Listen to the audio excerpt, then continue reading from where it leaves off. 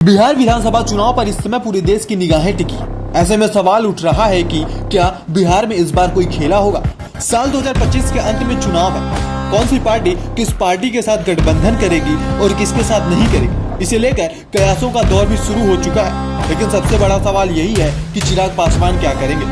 हाल में ही चिराग ने कहा था कि वह एनडीए के साथ ही रहेंगे, लेकिन सवाल यही खत्म नहीं हो जाता, क्योंकि उन्होंने 243 विधानसभा सीटों पर लड़ने की बात कही थी।